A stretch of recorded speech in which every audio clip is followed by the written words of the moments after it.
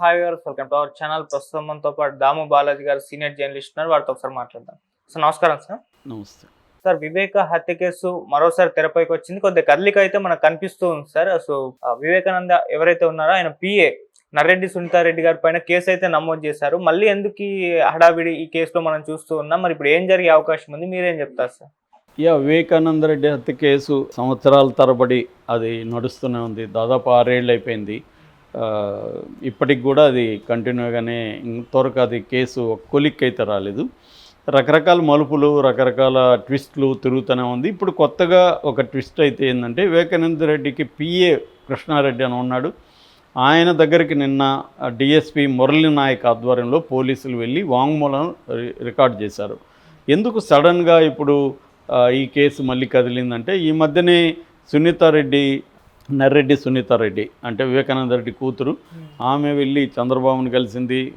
తర్వాత అక్కడ కడప ఎస్పీని కలిసింది. తన మీద కేసుల్ని తీసేయమని చెప్పింది. ఆల్రెడీ అది కోర్టులో కేసు ఉంది. కేసు ఏంటంటే, వివేకానంద రెడ్డి పిఏ కృష్ణారెడ్డి ఎప్పటి నుంచో, ఆయన గత 30 ఏళ్ళ నుంచి పిఏగా పనిచేస్తున్నాడు. ఆయన పార్ట్ టైం పిఏ, అంటే కాలేజీలో జాబ్ చేస్తూ అర్లీ మార్నింగ్ 5:30కి వెళ్ళి ఒక 9-10 దాకా అక్కడ పనిచేసి వచ్చేస్తుంటాడు. ఆయన అన్ని విషయాలు ఆయనే చూసుకునేవాడు ఫ్యామిలీలో. అంటే ఒక రకంగా నర్రెడ్డి రాజశేఖర రెడ్డి, వివేకానంద రెడ్డి అల్లుడు, కూతురు, భార్య సౌభాగ్యమ్మ, వీళ్ళ ముగ్గురు గైడెన్స్లో ఆయన పనిచేసేవాడు. ఎందుకంటే వివేకానంద రెడ్డికి సంబంధించి చెక్ పవర్ దగ్గర నుంచి అన్నీ కట్ చేశారు వాళ్ళ అనుమతితోనే ఖర్చులు పెట్టుకోవాలి. సో ఈ కృష్ణారెడ్డి కూడా ప్రతిదీ వాళ్ళకే రిపోర్ట్ చేసేవాడు. ఇక్కడ ఏమైందంటే, ఆ రోజు చనిపోయిన రోజు కూడా మార్చి 2019లో అర్లీ మార్నింగ్ ఫస్ట్ పోయింది కృష్ణారెడ్డి వాళ్ళ ఇంటికి. 5:30కి ఎంతకు వెళ్ళాడు. మామూలుగా అయితే ఆ టైంకే వివేకానంద రెడ్డి లేచి ఉండేవాడు. ఎందుకంటే లోపల లైట్లు వెలిగేవి, ఈయన బిల్లు కొట్టేవాడు, తీసేవాళ్ళు, అలాగా జరిగేది మామూలుగా. కానీ ఆ రోజు లైట్లు వెలగలేదు. సో ఈయనేమనుకున్నాడు, రాత్రి లేట్ అయిందేమో ఇంటికి వచ్చేసరికి, సార్ లేస్తాడులే అని అనుకున్నాడు. కానీ ఆయన చాలాసార్లు చెప్పాడు, నేను నిద్రపోతున్నా కూడా నువ్వు మార్నింగ్ లేపాలని, లేకపోతే ఎందుకురా లేపలేదని తిడతాడు. కాబట్టి ఈయన బెల్లు కొట్టాడు. బెల్లు కొడితే ఏం రిప్లై రాలేదు. దాంతో సౌభాగ్యమ్మకి ఫోన్ చేశాడు. సౌభాగ్యమ్మ రాత్రి లేట్ అయిందిలే, నిద్రపోని కాసేపు అని చెప్పింది. దాంతో ఈయన సైలెంట్గా ఉన్నాడు. ఈ లోపల వంట మనిషి లక్ష్మమ్మ వచ్చింది. వాళ్ళ కొడుకు ప్రకాష్ అనుకుంటా, ప్రకాష్ వచ్చాడు. దాంతో ఈ లోపల అక్కడ పడుకొనున్న రామయ్య వాచ్మెన్, అతను లేచి పక్కకి వెళ్ళి ఊడుస్తున్నాడు. వీళ్ళు పేపర్ వచ్చుంటే పేపర్ చూసుకొని మాట్లాడుకుంటున్నారు. ఈ లోపల ఈమెళ్ళి ఇంకేదన్నా పక్క తలుపు ఉంది, అది చూద్దామని లోపలికి వెళ్ళి చూసింది. కానీ ఏమీ అర్థం కాలేదు. వచ్చారు. ఈ లోపల రామయ్య అరుచుకుంటూ వచ్చాడు, సారు పడిపోయినాడు, సారు పడిపోయినాడు. ఆయన పక్కదారిలో నుంచి లోపలికి వెళ్ళాడు. సో రామయ్య చెప్పిన దాన్ని బట్టి వీళ్ళు లోపలికి వెళ్తే ఆయన బాత్రూంలో పడిపోయినాడు, బ్లడ్ అంతా ఉంది. దాంతో ఆయన ఇమీడియట్గా నర్రెడ్డి రాజశేఖర రెడ్డికి ఫోన్ చేశాడు, ఇట్లా సార్ ఇలా పడిపోయినాడు అది. దాంతో సునీత మాట్లాడింది. వాళ్ళు సరే మేము బయలుదేరుతున్నాం అన్నారు. హైదరాబాద్ నుంచి సునీత, నర్రెడ్డి రాజశేఖర రెడ్డి బయలుదేరారు. ఈయన ఈ లోపల ఏంటంటే, ఆ ప్రకాష్ అనే అబ్బాయి వంట మనిషి కొడుకు ఒక లెటర్ దొరికింది అబ్బాయికి, ఫోన్ కూడా దొరికింది. అవి 2 తీసుకొచ్చి ఈయనకి ఇచ్చాడు. ఎవరికి? వివేకానంద రెడ్డి పిఏకి కృష్ణారెడ్డికి. కృష్ణారెడ్డి రాజశేఖర రెడ్డికి ఫోన్ చేసి, ఇలాగ లెటర్ దొరికింది సార్, ఆయన హ్యాండ్ రైటింగ్ ఉంది కానీ గజిబిజిగా ఉంది, ఇట్లా రాశాడు, ఆ చౌక్ కారణం ప్రసాద్ అనే డ్రైవర్ అని రాశాడు అని చెప్పాడు. అట్లాగే ఫోన్ కూడా ఉందంటే, ఆ 2 నువ్వు పోలీసులకి హ్యాండ్ ఓవర్ చేయొద్దు, మేము వచ్చే వరకు పెట్టని నర్రెడ్డి రాజశేఖర రెడ్డి సునీత చెప్పారు. దాని తర్వాత వీళ్ళు ఫోటోలు అవన్నీ తీసి, బ్లడ్ అదంతా ఫోటోలన్నీ తీసి కూడా వాళ్ళకి పంపించారు మధ్యలో ఎక్కడ ఆగినప్పుడు.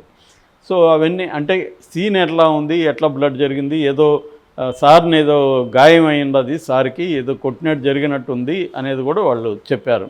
అంటే ఏదో బాత్రూంలో పడి యాక్సిడెంట్ కాదు, బ్లడ్ అంతా ఎక్కువ ఉంది అని కూడా వీళ్ళు చెప్పారు. ఏదేమైనా నువ్వు పోలీసులతో మాట్లాడకు, మేము వచ్చేవరకని వాళ్ళు ఆపారు. సో దాని తర్వాత ఏవో గందరగోళాలు జరిగాయి. వచ్చారు, పోలీసులు వచ్చారు. వాళ్ళు 12 తర్వాత వాళ్ళు వస్తే వాళ్ళిద్దరికి ఈ లెటరు, ఫోను హ్యాండ్ ఓవర్ చేశారు. దాని తర్వాత వాళ్ళు పోలీసులకి హ్యాండ్ ఓవర్ చేశారు ఎప్పుడో లేట్గా. సో దీని మీద ఈయన లెటర్ని, ఫోన్ని దాచిపెట్టాడని చెప్పి ఈయన మీద పోలీసులు కేసు పెట్టారు, తీసుకెళ్ళి కొట్టారని కూడా ఆయన ఆరోపిస్తున్నాడు. దాని తర్వాత ఏమైంది, సిబిఐ ఎంటర్ అయింది. రామ్ సింగ్ ఆధ్వర్యం, Ram Singh IO investigative officer, Ram Singh ఆధ్వర్యంలో సిబిఐ పనిచేయడం మొదలుపెట్టింది. దాంట్లో రామ్ సింగ్ ఏంటంటే, రామ్ సింగ్ మీద అభియోగాలు ఏంటంటే, చాలామంది ఉన్నారు. సునీల్ యాదవ్ కానీ, A1 ఎర్రగంగిరెడ్డి కానీ, సునీల్ యాదవ్ కానీ, తర్వాత A3 ఉమాశంకర్ రెడ్డి, A4 దస్తగిరి ఏమో అప్రూవర్గా మారిపోయాడు, A5 Devireddy Shivashankar Reddy, A6 Gajjala Uday Kumar Reddy, A7 Bhaskar Reddy, YS Bhaskar Reddy, A8 Avinash Reddy.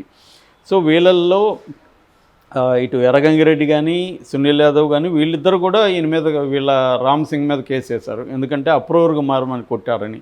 అట్లాగే అక్కడ ప్రధాన సాక్షిగా ఉంటున్న వాచ్మెన్ రామయ్య కూడా నన్ను తీసుకెళ్ళి 1 month పెట్టుకున్నారు, కొట్టారని రామయ్య కూడా చెప్పాడు. దాంతో నాకు మతి చెడిపోయిందని కూడా ఆయన చెప్పాడు మీడియాతో, ఆయన చనిపోయాడు తర్వాత. సో ఈ క్రమంలో ఏంటంటే సునీత, నర్రెడ్డి రాజశేఖర రెడ్డి ఇద్దరు కూడా హైదరాబాద్కి పిలిపించి కృష్ణారెడ్డిని సీరియస్గానే బెదిరించి, నువ్వు రామ్ సింగ్ చెప్పినట్టు విను, అప్రూవర్గా మారు, అంటే ఇది అవినాష్ రెడ్డి, భాస్కర్ రెడ్డి చేయించారు ఈ హత్యను అని చెప్పమని వాళ్ళు చెప్తున్నారు. కానీ నేను చెప్పనన్నాను. దాంతో నా కొడుకు అక్కడ జాబ్ చేస్తే ఆ కొడుకు జాబ్ని తీసేశారు. నాకు అమెరికాలో ఉన్న కొడుకు పెళ్ళికి రెడీ అవుతుంటే కొడుకుల మీద ముందే నన్ను రామ్ సింగ్ విపరీతంగా కొట్టాడు. నాకు ఇప్పటికి కూడా వేళ్ళు సక్రమంగా లేవు, ఆ స్థాయిలో నన్ను కొట్టాడని ఈ కృష్ణారెడ్డి ఆరోపించాడు.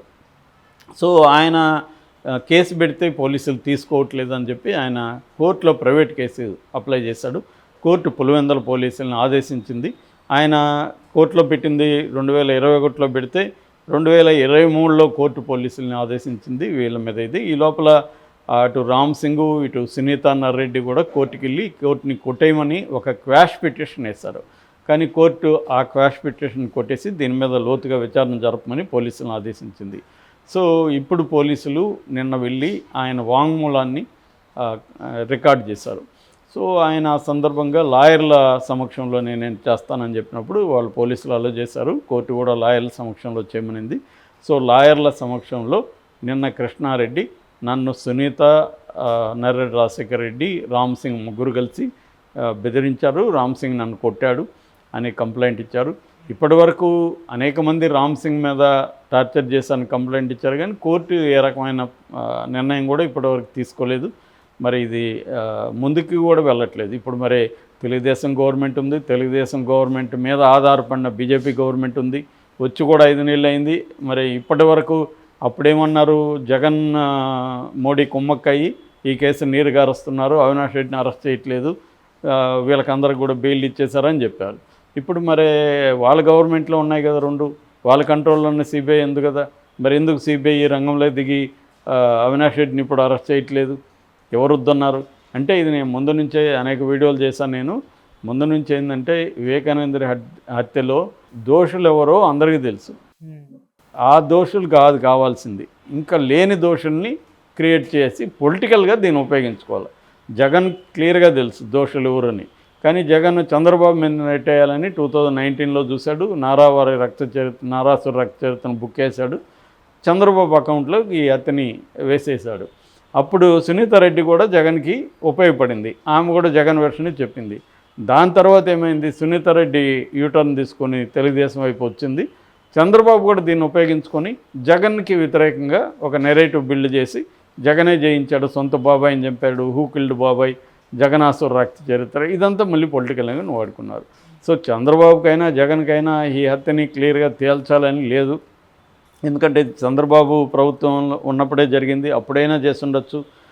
జగన్ అప్పుడేమో సిబిఐ అన్నాడు, తర్వాత జగన్ ప్రభుత్వం వచ్చినాక సిబిఐ మాట ఎత్తలేదు, చివరికి సునీత కోర్టుకి వెళ్ళి సిబిఐకి వెళ్ళింది. సో ఇప్పుడు మరి చంద్రబాబు ఉన్నాడు, ఇప్పుడు చంద్రబాబు మరి దీన్ని ప్రెజర్ చేసి సిబిఐని త్వరగా చేయొచ్చు, ముగించవచ్చు. ఎవరికి ఇదేంటంటే వివేకానంద రెడ్డికి న్యాయం జరగాలని ఎవరికి లేదు, ఇంక్లూడింగ్ సునీతకు ఉంటే మరి సునీత పట్టుబట్టి చేయించాలి కదా.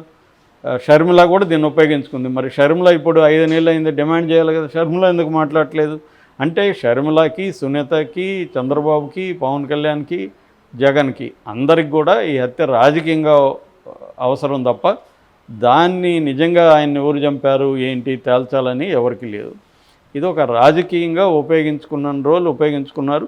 ఇప్పుడు వాళ్ళకి ఉపయోగపడదు కాబట్టి సైలెంట్గా ఉన్నారు. మళ్ళీ ఎలక్షన్లు వచ్చినప్పుడు ఉపయోగించుకుంటారు. ఇప్పుడు కూడా అవసరమైనప్పుడు జగన్ సొంత బాబాయినే చంపాడు, అమ్మను చంపడానికి ప్లాన్ చేస్తాడని మొన్న కూడా పెట్టారు కదా. సో దాన్ని పొలిటికల్గా వాడుకోవడానికి తప్ప ఈ కేసు ముందుకు వెనక్కి